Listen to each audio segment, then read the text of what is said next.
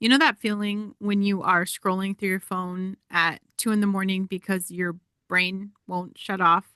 And somewhere in the back of your mind, you think this is fine because literally everyone does this. Or when you've been running on fumes for so long that exhaustion feels like your baseline, like your default setting, and you genuinely can't remember what it was like or what it felt like to wake up rested. Um, that was me for a very long time, for years. And I thought that's just how life worked for capable people.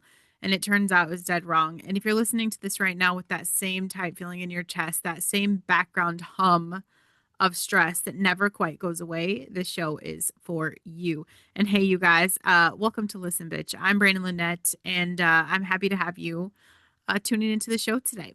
I am here 4 days a week talking about what it actually takes to step into your potential, especially when your brain works a little differently than the world expects it to. I do coach people with neurospicy brains, okay, all the fun neurodivergent stuff. I coach them into taking massive responsibility for creating their future with God. You guys, happiness already exists inside of you, and I just help you cultivate that. Not in spite of how your brain works, but because of it, okay? The way you're wired is not a mistake. It's not a glitch. It is part of the calling that God put in your life. And yes, there's a price that was already paid for you to walk into that freedom. So let's stop pretending that we're broken and start building the life that we were actually made for.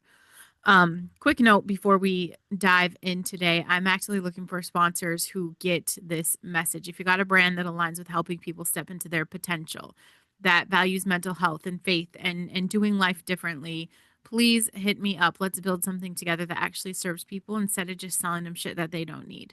Um, so yeah, you guys, I didn't realize this wasn't normal until recently, like, and by recently, I mean in like the last couple of years. I'm talking about the constant exhaustion. And the cool thing is, okay, I've kind of recalibrated my schedule this past week. I started going back to the gym. Yay for me. And it has like flipped my world upside down. Like I'm dragging. But what has gotten really exciting for me, and this probably tells my age a lot. Obviously, I do the Apple Watch, so I have the health app. And I am so excited this week waking up to my sleep score every day. Like I cannot wait to see what my sleep score was because I've been very intentional about working on this. And so today was my highest score. It was like a 95, which is incredible for me. Um, but yeah, the constant exhaustion, the way my body felt like it was always bracing for impact. Like even when nothing bad was happening, I was just ready, ready for the other shoe to drop, right? Overthinking, you guys, that turned every single decision into a full-blown mental debate. I was like paralyzed. And the need for all the chaos just to feel alive, I created the chaos. I fueled the chaos. And I'm like, that's where I thrive. It was just to feel motivated enough to do anything. Like I had to wait until the clock was ticking and there was a finish line and, can I make it? I thought that's what high functioning looked like. Okay. I thought stress was just a part of, being responsible. I thought rest was something you earned after you burned yourself out enough to deserve it. You know, that bullshit hustle culture. Okay. No, we don't preach hustle culture here. Um, but here's the kicker. Because of that culture, I was praised for it. You know, growing up, being intense, like that's a good thing, right? Being driven, it's a good thing. That's what we're taught. We're taught that. Push through when you're tired. We're taught that. That's what strong people do. I kept doing it. And I'm like white knuckling my way through life, through my calling, through discipline, through my work. And I called it my work ethic, calling it faith, convincing myself that if I wasn't grinding, I wasn't honoring what was given to me. And I actually believe that slowing down meant I was lazy and that, peace meant I was wasting time and that if I wasn't stressed, I wasn't doing enough. But something shifted. And I started noticing that other people weren't living like this, like actually noticing. And I would be talking to someone and they would just mention taking a day off just because they felt like it. Now I would be stunned, like a day off from what? There always has to be something that we're working on, right? So I'm like, wait, you could just rest without guilt. One of the hardest things for me to do when my husband is off on the weekends is to sit still on the couch next to him. It drives me bananas. And I'm like training myself to just like, it's fine. Watch some trash TV, disconnect from the world, disconnect from your work. My office is going to be there the next day, right? But I used to think like, how do people do this without, you know, a whole plan to justify this stuff? And I see people setting boundaries without spiraling into that people pleasing panic. And I would think like, how are they not freaking the fuck out right now? So I started paying attention to how my body felt like in those calm moments. And it's wild because like peace at first kind of feels unsafe, a little bit eerie. Um, like my nervous system was so used to running on high alert that anything less felt like I was dropping the ball. And that's kind of when it hit me. This isn't normal. I felt what cortisol was doing to my body. And that's what's happening when you're running in fight or flight. And this is the survival mode that I mistook for my personality. Nervous system that got stuck in fight or flight and forgot there were other options. And that's what happens when you spend so long adopting to chaos that you forget what baseline is supposed to feel like. You know, like imagine you're driving a car, you guys, and the check engine light's been on for so long. And bitch, I know you've done this, that like you don't even see it anymore. You just don't see it. You've gotten used to the rattling sound. You know, my daughter just used to turn the music up really fucking loud so she didn't have to hear it. You've adjusted to the way it pulls to the left, or you've convinced yourself that that's just how the car drives. And then one day someone else gets in it and says, you know, dude, your car is literally falling apart. And, you know, you're like, no, it's fine. It's always like this. That's what I'm talking about. That's what I'm talking about. You get so used to operating in dysfunction that you normalize it. You have called this your personality. You call it just how you are, and you build an entire identity around surviving instead of just thriving. And if you've got a neurospicy brain, oof, listen, bitch, your brain already works harder to regulate itself than a normal brain.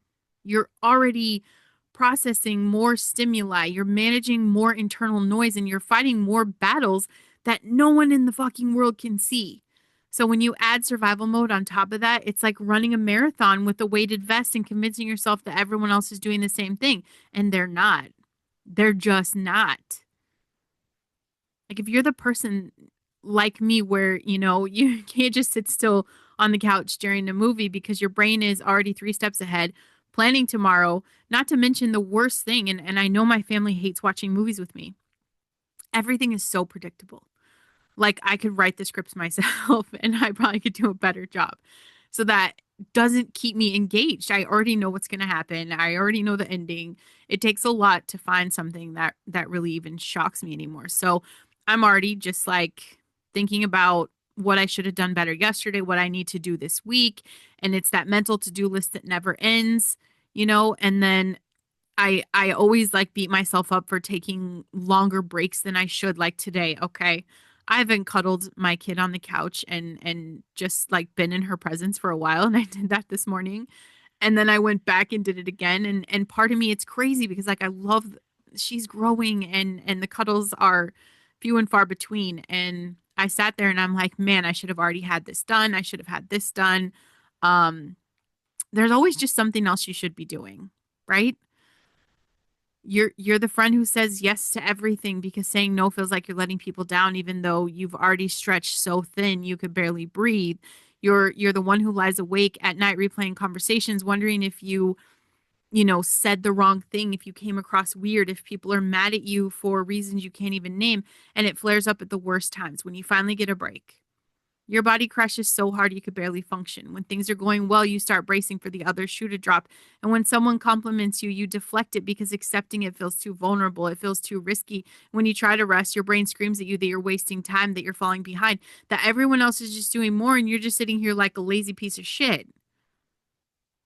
The truth is, you weren't built this way. You're conditioned. Somewhere along the line, You learn that stress equals safety, that chaos equals productivity, that rest equals failure. And those beliefs got wired so deep in your brain that they became automatic. That's what we call the default mode network.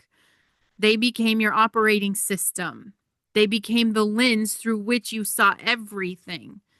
And the brain is wild. Like, I am obsessed. You guys, neuroplasticity is real. Your brain physically changes based on what you practice. And if you practice stress, your brain gets really good at stress.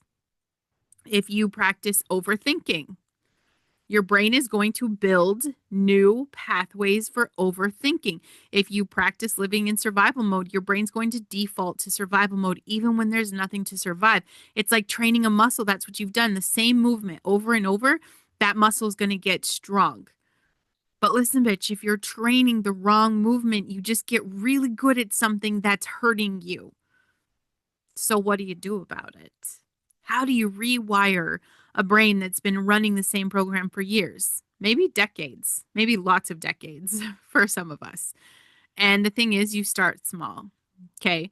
You start with awareness. You start noticing when your body's in fight or flight mode and you're not actually in danger.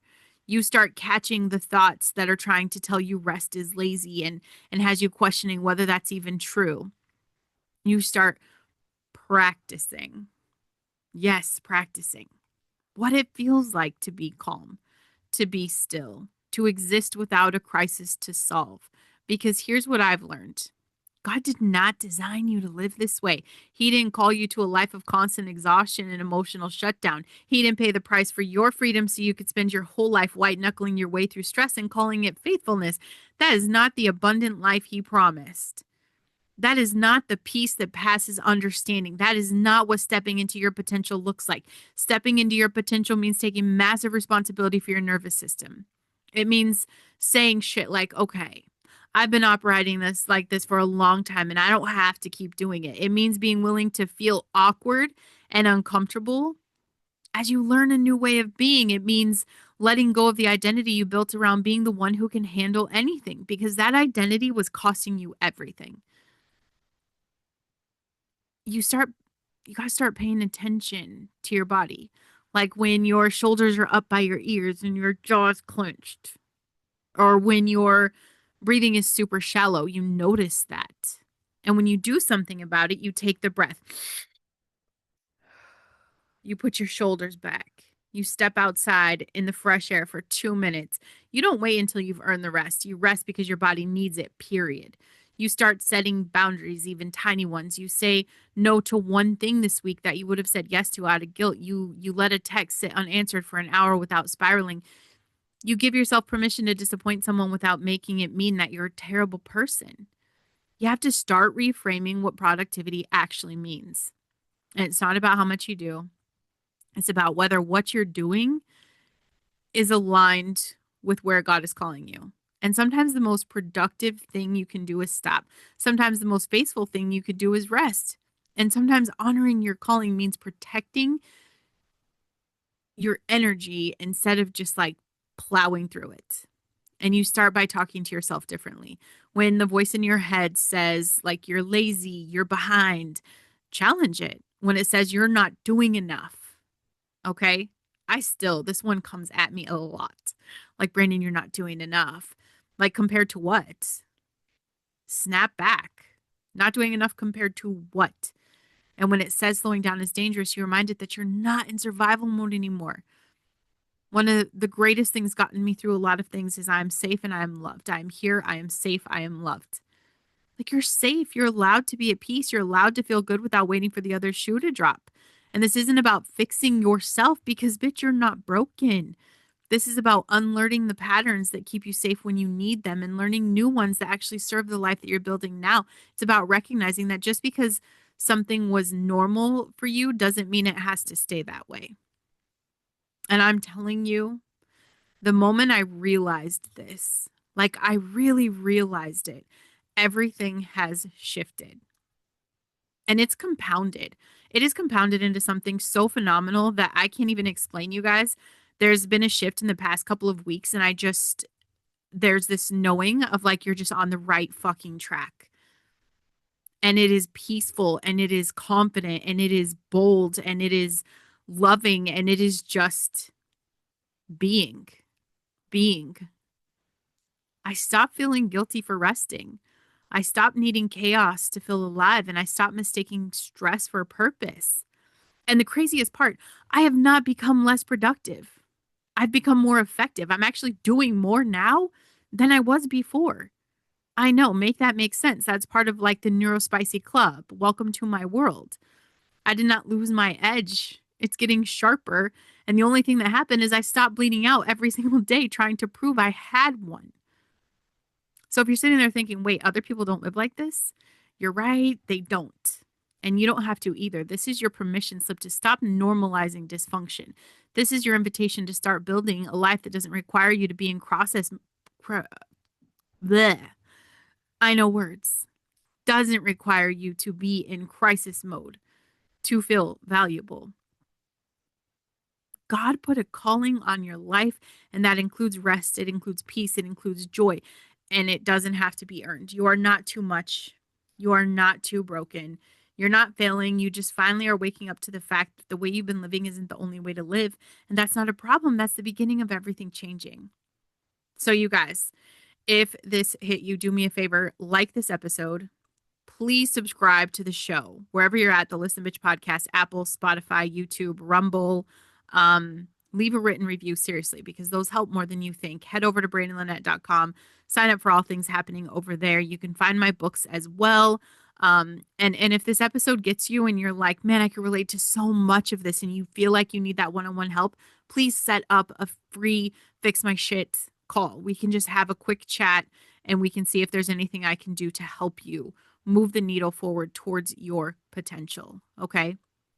I just want to say thanks for being here and thanks for doing the work. You guys are made for more than survival. So let's work on building something better.